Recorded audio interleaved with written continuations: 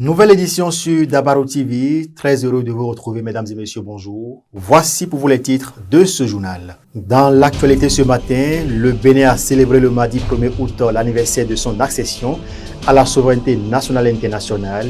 Pour ce 63e anniversaire, les populations béninoises ont commémoré l'événement à travers tout le pays. À Parakou, le préfet Djibril Maman Cissé et le maire Inoussa Zimé Chabi ont procédé au dépôt de gerbes au pied du monument du feu président Hubert Coutou-Koumaga. À suivre dans cette édition les temps forts de cette célébration. Et puis le maire de la commune de Malanville a procédé au lancement officiel du sous-projet Waïbouré-Djiriman le 27 juillet 2023, piloté par l'Union des femmes élues conseillères de l'Alébourie, de l'Atakora du Borgou, des collines et de la Donga, UFEC 2 ABCD. Ce projet vise à lutter contre les violences sexuelles et sexistes faites aux femmes et aux filles, y compris l'exploitation sexuelle des mineurs. Et à l'international, le leader du Parti démocratique de la Côte d'Ivoire est mort à Abidjan à 89 ans. Il était depuis un demi-siècle l'une des figures les plus puissantes justement de la vie politique du pays. Retour sur le parcours de l'homme dans ce journal. Voilà pour le sommaire, le développement après cette transition.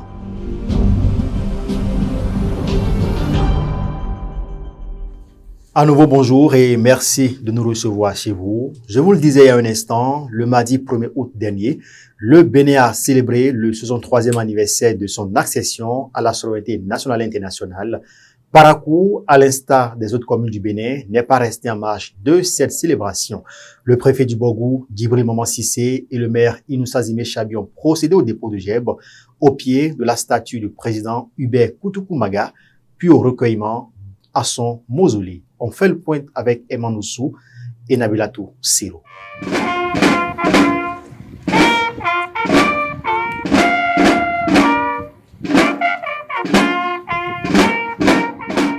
Mardi 1er août 2023, le préfet du Borgou Djibril Maman Cissé et le maire de Parakou Inoussa Zimé Chabi procèdent au dépôt de gerbes au pied de la statue du père de l'indépendance Hubert Coutou-Koumaga et au recueillement à son domicile situé au quartier Kwebié dans le 1er arrondissement de la cité des Kobourou.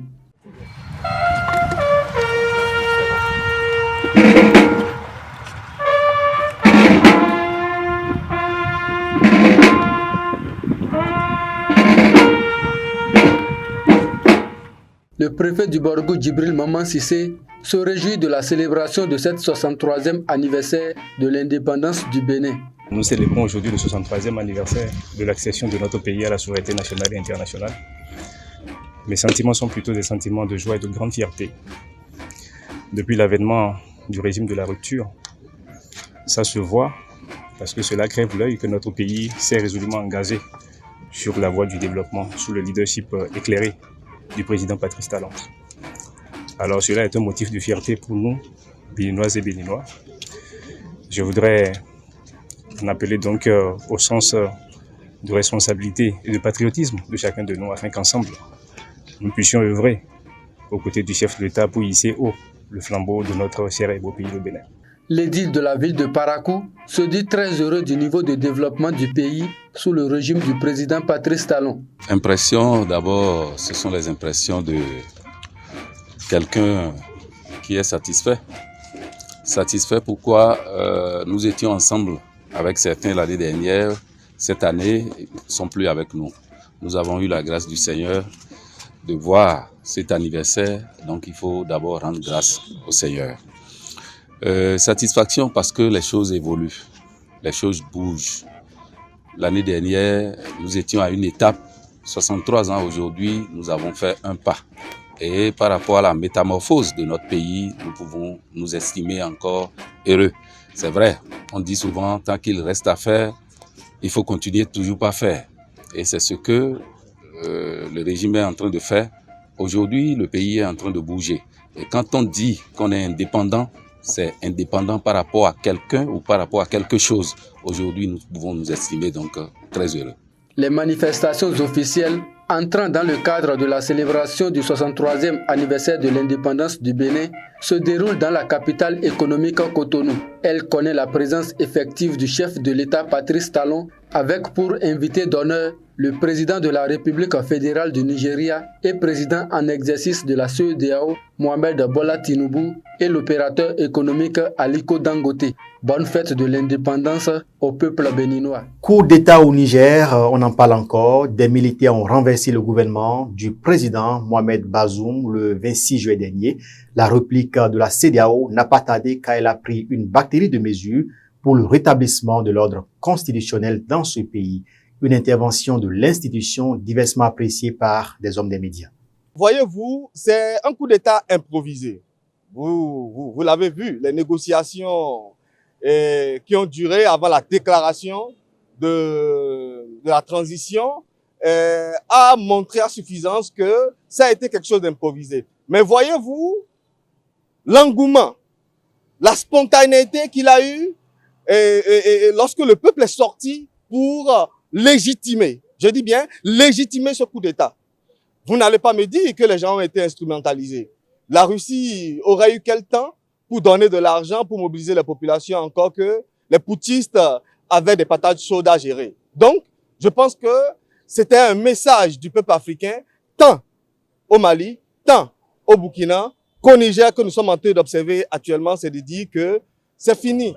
Le temps de l'impérialisme. L'impérialisme sanglant, sauvage, qui a conduit par exemple à la mort du colonel Kadhafi.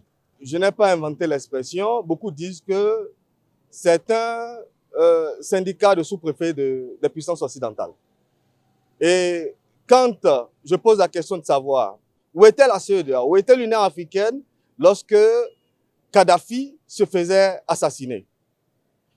Où était la CEDEAO lorsque des présidents traficotaient les lois pour se présenter une troisième fois et une énième fois aux élections? Donc, pour moi, il faut penser à la dissolution de ces institutions-là. Il faut la reconstruire à partir d'un nouveau moule. Le moule qui est en train de nous indiquer Ibrahim Traoré, Assimi Goïta et bien d'autres personnes.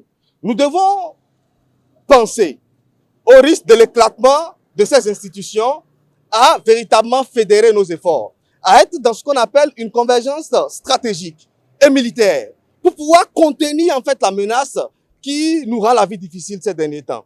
Alors, que le Bénin, le Togo, le Niger, le Mali, le Burkina Faso et le Nigeria se mettent ensemble pour militairement contenir ces djihadistes, c'est l'idéal. Mais lorsque on se lève pour aller mettre encore le feu aux poudres, pour rendre subversive la situation, c'est-à-dire créer désormais une forme d'Afghanistan au niveau du Niger, parce que cette intervention militaire, voilà l'impact. Et l'Algérie est en train de prendre ses précautions. Je pense que la CEDEAO s'y prend très mal depuis toujours. La CEDEAO devait d'abord œuvrer à ce que les différents États membres ne respectent les constitutions. La CEDEAO, pour régler définitivement le problème des flux, doit pouvoir œuvrer à ce que les chefs d'État ne s'éternisent plus au pouvoir, que le phénomène du troisième mandat ne soit plus de mise dans les pays de la CEDEAO. C'est par là la CEDEAO doit commencer. La CEDEAO aussi doit cesser d'être la caisse de résonance de la France, la caisse de résonance des pays colonisateurs des grandes puissances. Donc, si la CEDEAO parvient à régler ce problème, elle n'aura même plus à venir prendre des mesures contre tel ou tel pays pour avoir orchestré un coup d'État. Et quand on analyse les mesures, c'est pas pour la première fois la CEDEAO prend des mesures contre des pays où il y a eu le coup d'État. Nous avons vu ce que ça a donné au Burkina, nous avons vu ce que ça a donné en Guinée ou au Mali. Donc ça ne fera pas long feu. Et toujours dans la même veine, le Bénin a entamé la mise en application des sanctions prises par la communauté économique des États de l'Afrique de l'Ouest, CEDEAO, notamment celle de la fermeture des frontières avec le Niger. Suivez plutôt ce que pense le journaliste Barnabas Orokouma de la mise en application de cette mesure. D'abord, quand vous prenez le Bénin par exemple, le Bénin qui est assis sur une branche d'arbre et commence par la cirer. C'est comme ça, moi, j'interprète la fermeture des frontières par le Bénin pour respecter une décision de la CEDEAO. Mais c'est les gars qui font marcher notre port. Vous voyez le nombre de véhicules qui sont en transit chaque jour, près de 1000 véhicules en transit vers le Niger. Bon, si le Bénin décide de fermer son port, bon, et il se fait du mal à lui-même d'abord. Il se fait à lui-même du mal d'abord. Le port du Bénin est plus fréquenté par ces pays de l'Interland que par le Bénin lui-même. Combien de trafic le Bénin entretient au niveau de son port? Donc, décider de fermer ses frontières, c'est comme être assis sur une branche d'arbre et la cirer. Vous tombez en même temps avec la branche. Donc, je pense que cela n'est pas une solution. Cela n'arrange pas les pays qui ferment leurs frontières. Et vous voyez, d'autres pays sont prêts à recevoir. Il y a le Burkina Faso, il y a le Mali, il y a l'Algérie, il y a la Mauritanie. Donc, il y a beaucoup d'autres pays. Même au Nigeria, ici, les sénateurs disent niet, mais on n'est pas prêt à fermer les frontières, à exécuter les sanctions de la CEDEAO. Donc, le risque que le Bénin court, par exemple, c'est que le Niger trouve d'autres moyens par lesquels il fait parvenir ses marchandises, ses véhicules dans son pays. Et même quand la sanction sera levée, qu'il se plaise désormais avec son nouveau partenaire et n'ait plus besoin du port de Cotonou. Donc, je pense que c'est un gros risque que nous courons. Et nous aussi, nous savons l'histoire qui nous lie avec le Niger. Il y a le grand projet de pipeline Bénin-Niger. Il y a l'OCBL, il y a beaucoup de choses qui nous lient au Niger. Et au nom de la fraternité, au nom du fait que nous sommes un, lorsque ton voisin a un problème chez lui, la solution, ce n'est pas de lui fermer la porte de ta maison, mais c'est d'aller l'aider, c'est d'aller le consoler, c'est d'aller le soutenir. Mesdames et messieurs, je vous le disais en titre, le sous-projet Waibori Djiriman du projet Tédidio 2 a été lancé le 27 juillet 2023 dans la commune de Malanville. Il vise à lutter contre les violences sexuelles et sexistes faites aux femmes et aux filles dans cette localité. Plus de détails dans ce reportage que nous proposent Folari Yabi et Sabiou Chabiadam. La mise en œuvre donc de cette deuxième phase, de ce deuxième projet, je vous souhaite vraiment plein succès et que je serai là au nom donc du conseil communal et l'ensemble donc des acteurs. Je serai là pour vous accompagner, que cette deuxième phase connaisse vraiment un succès plus éclatant que la première phase. C'est sur ces mots de souhait, d'engagement et de prière que le maire de la commune de Malanville a officiellement lancé les activités du sous-projet Waibori Djiriman du projet Tédidio 2 le jeudi 27 juillet 2023 à Malanville. Avec l'appui technique et financier de Cabinet Togo et Foundation for a Just Society, ce projet piloté par l'Union des femmes élues conseillères de la Libori, de la Takora, du Borgou des Collines et de la Donga UFEC 2ABCD vise à lutter contre les violences sexuelles et sexistes faites aux femmes et aux filles, y compris l'exploitation sexuelle des mineurs. Nous allons beaucoup travailler avec les autorités, nous allons travailler avec les leaders religieux, nous allons travailler avec les parents pour faciliter l'accès non seulement à l'information déjà, mais nous allons également travailler à gérer tout ce qui est violence basée sur le genre, lié justement à la recherche de la jouissance par les jeunes de leur droit à la sexualité. On part de l'acquis pour construire le nouveau. Le projet Tédidio 2 fait suite à un premier projet Tédidio 1 avec, appelé en langue locale Iridlasabu Baru. Et ça, c'est parce qu'il y avait eu des résultats satisfaisants au niveau du premier projet que nous en sommes au deuxième. Donc, il y a déjà des stratégies qui ont été définies. C'est sur ces stratégies qui ont donné de bons résultats que nous allons bâtir et apporter des innovations pour pouvoir atteindre l'objectif fixé. Très heureuse de savoir que ce projet sera exécuté dans leur commune, les bénéficiaires directs ont d'une même voix remercié les acteurs de mise en œuvre. Je suis vraiment contente que ce projet ait lieu pour nous protéger, nous femmes, sur les violences basées sur le genre, surtout sur nous jeunes filles.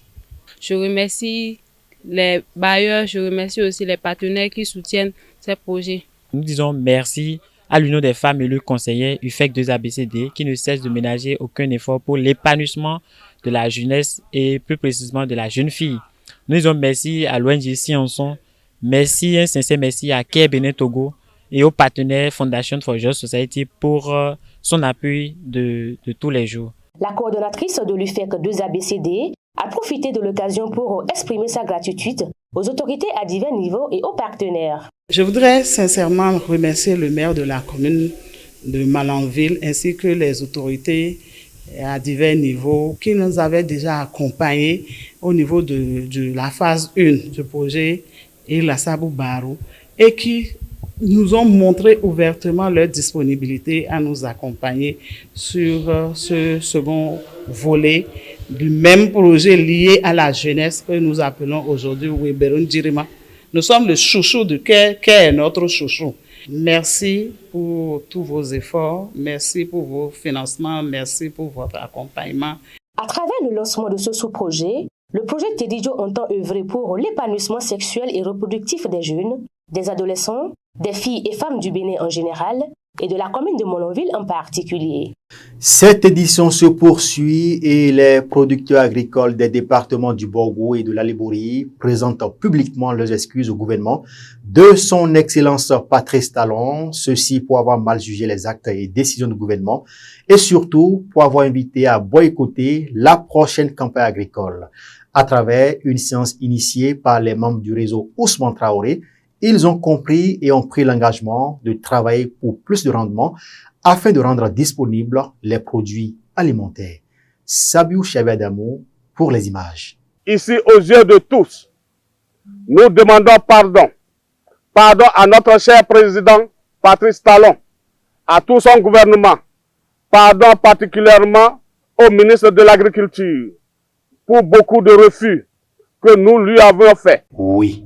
Ces producteurs agricoles des départements du Borgou et de la Liborie présentent publiquement leurs excuses au gouvernement de son Excellence Patrice Talon. Ceci pour avoir mal jugé les actes et décisions du gouvernement et surtout pour avoir invité à boycotter la prochaine campagne agricole. Grâce à cette séance d'échange initiée par les responsables du réseau Ousmane Traoré, ils ont compris et ont pris l'engagement de travailler pour plus de rendement afin de rendre disponibles les produits alimentaires et ceux destinés à l'exportation. Nous avions invité les producteurs à boycotter cette campagne agricole. C'est la conséquence de notre colère contre le gouvernement. Aujourd'hui, nous avons compris et nous allons travailler pour les rendements plus élevés afin de rendre disponibles les produits alimentaires à ceux destinés à l'exportation. Nous prenons l'engagement dès ce jour que les fois prochaines, nous nous occuperons véritablement de notre boulot. Nous faisons notre adhésion au réseau Ousmane Traoré qui désormais sera à nos côtés pour des orientations. Date choisie par le réseau Ousmane Traoré pour rencontrer ses producteurs ce 1er août 2023. Une manière pour le réseau de commémorer ensemble avec ses acteurs du monde agricole la fête de l'indépendance du Bénin. Et dans un franc-parler, le président Ousmane Traoré s'est adressé aux producteurs agricoles. Chers producteurs, c'est un plaisir pour moi aujourd'hui de me rendre compte non seulement que vous reconnaissez avoir boycotté la production agricole de cette campagne, qui est l'une des raisons de votre mécontentement contre le gouvernement, où on ne vous donne pas tort, mais aussi que vous prenez l'engagement d'améliorer la production prochaine. Moi, je vous dis, c'est un père de famille, Patrice Talon vous pardonne déjà. Le ministre de l'Agriculture a déjà, comme une pommade, essuyé tout ce que vous lui avez dit et est prêt à s'engager encore plus que ce qu'il faisait. Au niveau du réseau Ousmane Traoré, des engagements ont été pris vis-à-vis de ses producteurs. Après ces différents engagements que vous venez de prendre au vu de tout le monde ici, devant le peuple béninois, après que vous insistez à arracher votre indépendance aussi, nous, au niveau du ROT, nous prenons également l'engagement de vous dire, désormais, nous ferons tout ce qui est de notre pouvoir afin que vos conditions ne soient améliorées. Je prends l'engagement devant tout le monde de rendre compte à qui de droit, de frapper à la porte qu'il faut pour que désormais les producteurs puissent dire merci et que le gouvernement puisse dire merci.